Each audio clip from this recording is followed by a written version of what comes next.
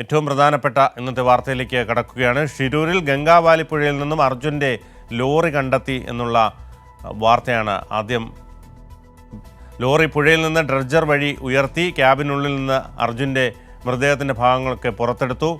Lorry തൻ്റേത് തന്നെയെന്ന് ഉടമ മനാഫ് സ്ഥിരീകരിച്ചു. കാണാതായി 72 ദിവസങ്ങൾക്ക് ശേഷമാണ് അർജുൻ ഓടിച്ച ട്രക്ക് കണ്ടെത്തിയത്. DNA പരിശോധനയ്ക്ക് വേണ്ട സജ്ജീകരണം ഏർപ്പെടുത്തുമെന്നും 2 ദിവസങ്ങൾക്കകം ഫലം ലഭ്യമാകുമെന്നും ഉത്തരകന്നഡ ജില്ലാ കളക്ടറും പ്രതികരിച്ചു. കൂടുതൽ വിശദാംശങ്ങൾ സംഭവസ്ഥലത്ത് നിന്നും സിജു കണ്ണൻ തന്നെ നൽകും. സിജു, ഏറെ അനിശ്ചിതത്വത്തിനൊടുവിലാണിപ്പോൾ ലോറിയും കണ്ടെത്തിയിരിക്കുന്നത്. അതോടൊപ്പം തന്നെ അർജുൻ്റെ മൃതദേഹം അതിനുള്ളിൽ നിന്നും കണ്ടെത്തിയിരിക്കുന്നത്. അതോടൊപ്പം തന്നെ ഇനി DNA പരിശോധനയ്ക്ക് ശേഷം മറ്റ് നടപടിക്രമങ്ങൾ പൂർത്തിയാക്കി ഉടൻ തന്നെ മൃതദേഹം ബന്ധുക്കൾക്ക് വിട്ടു നൽകാൻ കഴിയും എന്നാണ് പ്രതീക്ഷിക്കുന്നത്. അതോടൊപ്പം തന്നെ ഇതിൻ്റെ എല്ലാ ചെലവുകളും സംസ്ഥാന സർക്കാർ, കേരള സർക്കാർ വഹിക്കുമെന്നും ഉള്ള വാർത്തകൾ വരുന്നുണ്ട്. ഇതിൻ്റെ ഏറ്റവും പുതിയ വിശദാംശങ്ങൾ എന്തൊക്കെയാണ്? ബിനു, 71 ദിവസത്തെ കാത്തിരിപ്പിനൊടുവിലാണ് അർജുൻ്റെ ട്രക്ക് കണ്ടെത്തിയത്, അർജുൻ്റെ മൃതദേഹം കണ്ടെത്തിയത്. അപകടമുണ്ടായി ഇത്രയും ദിവസം വലിയ തിരച്ചിലുകൾക്കൊടുവിൽ ഇന്ന് രാവിലെയാണ് അർജുൻ്റെ ട്രക്കിനെ കുറിച്ചുള്ള സൂചനകൾ ലഭിച്ചത്. ഇന്ന് രാവിലെ നേരത്തെ അടയാളപ്പെടുത്തിയ CP2, CP1 പോയിന്റുകൾ കേന്ദ്രീകരിച്ചായിരുന്നു പരിശോധനകൾ നടന്നിരുന്നത്. CP2വിൽ പരിശോധന നടത്തുന്ന സമയത്ത് മുങ്ങൽ വിദഗ്ധർ നടത്തിയ പരിശോധനയ്ക്കിടെയാണ് ലോഹ സാന്നിധ്യം ഒരു വാഹനത്തിൻ്റെ ഭാഗം കണ്ടെത്തിയത്. തുടർന്ന് നിരന്തരം ഈ പുഴയുടെ ആഴങ്ങളിലേക്ക് എത്തി പരിശോധന നടത്തി. ഒടുവിൽ അണ്ടർ വാട്ടർ ക്യാമറ ഉൾപ്പെടെ ഉപയോഗിച്ച് ദൃശ്യങ്ങൾ പകർത്തിയടക്കം പരിശോധന നടത്തി. തുടർന്ന് ഒരു കയറിൽ ബന്ധിച്ചു, ഡ്രഡ്ജറിൽ ബന്ധിച്ച ശേഷം വീണ്ടും പരിശോധന നടത്തിയ ശേഷമാണ് ഡ്രഡ്ജറിലെ ക്രെയിനിൽ ബന്ധിച്ചത്. തുടർന്ന് ജില്ലാ ഭരണകൂടത്തെയും അതോടൊപ്പം തന്നെ കാർവാർ MLA ഉൾപ്പെടെയുള്ള അധികൃതരെയും അറിയിച്ച ശേഷം 3 മണിക്ക് ശേഷമാണ് ഈ ട്രക്ക് പുറത്തേക്കെടുക്കുന്നതിനുള്ള നടപടികൾ ആരംഭിച്ചത്. 3 മണിക്ക് ശേഷം ട്രക്ക് പുറത്തെത്തിച്ച ഉടൻ തന്നെ മനാഫും അതോടൊപ്പം തന്നെ അർജുൻ്റെ സഹോദരി ഭർത്താവ് ജിതിനും സ്ഥിരീകരിക്കുകയായിരുന്നു അത് അർജുൻ ഓടിച്ചിരുന്ന വാഹനമാണെന്ന്. തുടർന്ന് ഈ ക്യാബിനകത്ത് നടത്തിയ പരിശോധനയിൽ അർജുൻ്റെ മൃതദേഹം കണ്ടെത്തി. SDRF സംഘം നടത്തിയ പരിശോധനയിലാണ് അർജുൻ്റെ മൃതദേഹം കണ്ടെത്തിയത്. പിന്നീട് മൃതദേഹം ഇപ്പോൾ കാർവാർ ആശുപത്രിയിലേക്ക് മാറ്റിയിരിക്കുകയാണ്. കാർവാറിൽ ഇതുമായി ബന്ധപ്പെട്ട് മൃതദേഹം ബന്ധുക്കൾക്ക് വിട്ടുകൊടുക്കുന്നതുമായി ബന്ധപ്പെട്ട നടപടികൾ സ്വീകരിച്ചുകൊണ്ടിരിക്കുകയാണ്. അല്പസമയം മുമ്പ് ഉത്തരകന്നഡ ജില്ലാ കളക്ടർ സംസാരിച്ചിരുന്നു. മൃതദേഹം വിട്ടുകൊടുക്കുന്നതുമായി ബന്ധപ്പെട്ട് വളരെ പെട്ടെന്ന് നടപടിക്രമങ്ങൾ പൂർത്തിയാക്കും. പരമാവധി 2 ദിവസത്തിനകം നടപടിക്രമങ്ങൾ പൂർത്തിയാക്കുമെന്നാണ് അറിയിച്ചിരിക്കുന്നത്. ഈ വാഹനത്തിൻ്റെ ക്യാബിനകത്ത് നിന്ന് തന്നെയാണ് മൃതദേഹം കണ്ടെത്തിയത്. അതുകൊണ്ട് തന്നെ മറ്റ് നടപടികൾ പൂർത്തിയാക്കി വളരെ പെട്ടെന്ന് വിട്ടു നൽകും. ഫോറൻസിക് പരിശോധന പൂർത്തിയാക്കും. DNA പരിശോധന പിന്നീട് പൂർത്തിയാക്കുന്ന നിലയിലായിരിക്കും കാര്യങ്ങൾ കൈകാര്യം ചെയ്യുക എന്നാണ് അറിയിച്ചിരിക്കുന്നത്.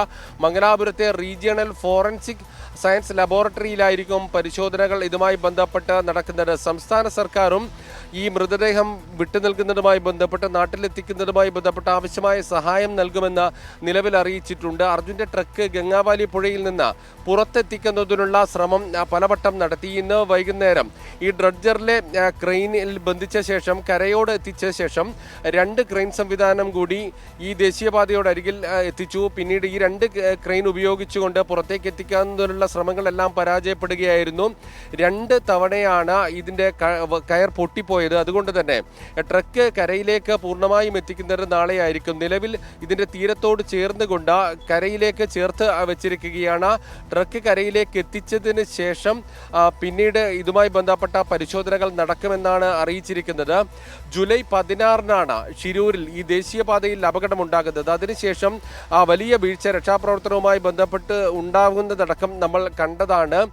4-ാം ദിവസമാണ് കേരളത്തിൽ ഇങ്ങനെയൊരു അപകടം നടന്നു എന്നറിയുന്നത്. അതിനുശേഷം കേരള സർക്കാരും അതോടൊപ്പം തന്നെ മന്ത്രിമാരും മുഖ്യമന്ത്രിയും എല്ലാം നിരന്തരം കർണാടക സർക്കാരിൽ സമ്മർദ്ദം ചെലുത്തിക്കൊണ്ടാണ് 71-ാം ദിവസത്തിലേക്ക് രക്ഷാദൗത്യം എത്തിച്ചത്. ആദ്യഘട്ടത്തിലുണ്ടായ വീഴ്ചകൾ മാറി പിന്നീട് സംസ്ഥാന സർക്കാരിൻ്റെ ഇടപെടലിനെ തുടർന്ന് കർണാടക സർക്കാർ നിരവധി സൗകര്യങ്ങൾ ഒരുക്കിയാണ് പിന്നീട് തിരച്ചിൽ നടത്തിയത്. ആദ്യഘട്ടത്തിൽ റോഡിലെ മണ്ണ് നീക്കി നടത്തിയ പരിശോധനയായിരുന്നു. പിന്നീട് 2-ാം ഘട്ടം എന്ന നിലയിൽ ഗംഗാവാലി പുഴയിൽ പരിശോധന നടത്തി. അതിനുശേഷം ഓഗസ്റ്റ് 16-ന് തിരച്ചിൽ അവസാനിപ്പിച്ചു. ഓരോ ഘട്ടത്തിലും തെരച്ചിൽ അവസാനിപ്പിക്കുമ്പോഴും സംസ്ഥാന സർക്കാർ അപ്പോൾ തന്നെ ഇടപെടുന്നുണ്ടായിരുന്നു. സംസ്ഥാന മന്ത്രിമാർ മുഹമ്മദ് റിയാസും AK ശശീന്ദ്രനുമെല്ലാം തന്നെ നേരിട്ടെത്തി, അതോടൊപ്പം തന്നെ ജനപ്രതിനിധികളെ ഇവിടെ എത്തിച്ച് കാര്യങ്ങൾ ഏകോപിപ്പിച്ചു.